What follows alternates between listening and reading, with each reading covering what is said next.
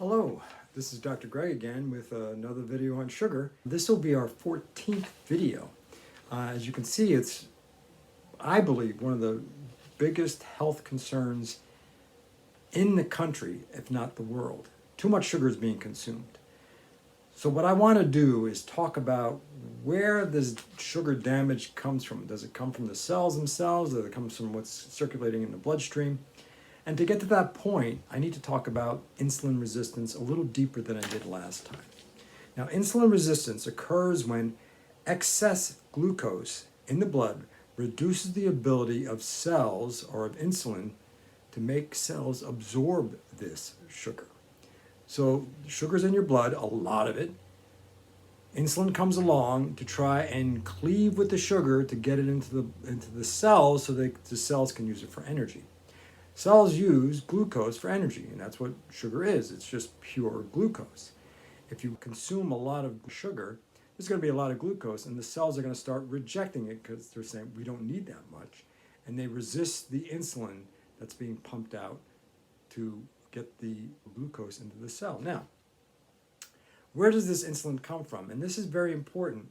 The insulin comes from the pancreas, in particular, a part of the pancreas called isolates of Langerhans, which is the cells that produce the insulin.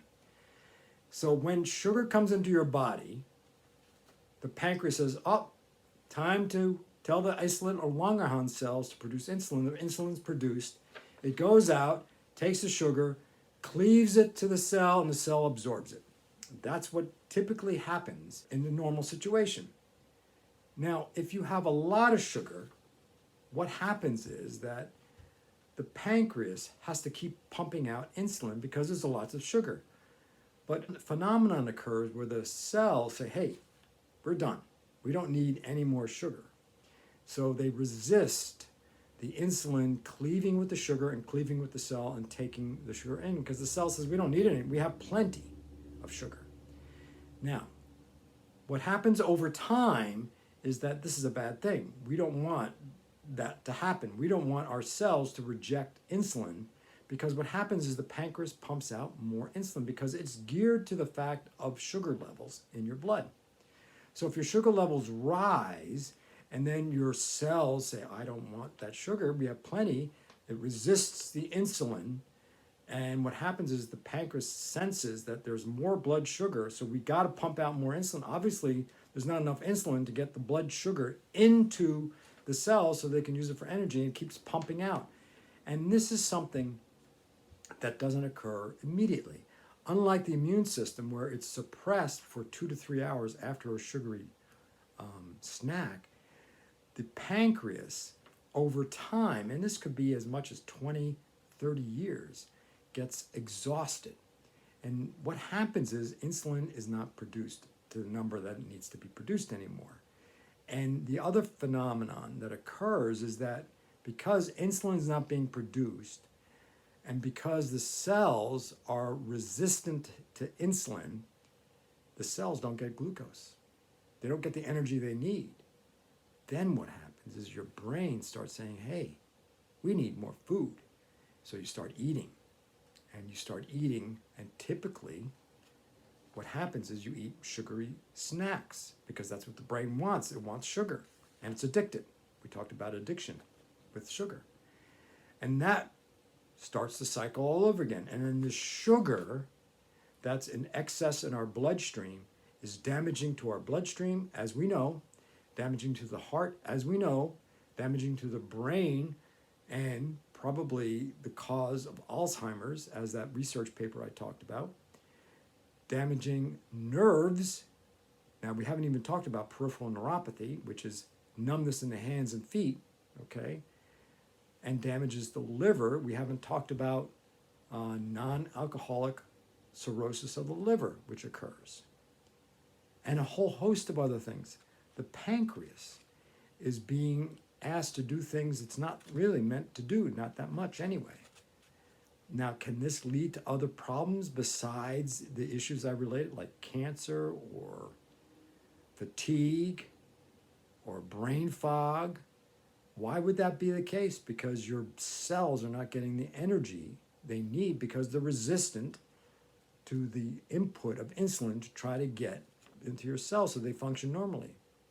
It's all about the cellular level. Everything, our whole body, is how well the cells are working. And the key to making sure they work well is obviously for that system where the pancreas produces insulin, and the insulin takes the sugar in our blood and puts it into our cells so they can function normally. That is the basis of how our human body works.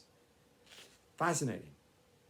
Everything we do, everything for energy, is all about breaking down the food we eat into its components and using those components. Now, there are enzymes, there's vitamins for the processes to occur, and they're usually part of the step of cycles of processes, these vitamins.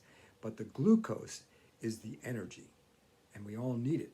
And it's all produced. Once that glucose gets into the cell, it produces the energy we need to function normally.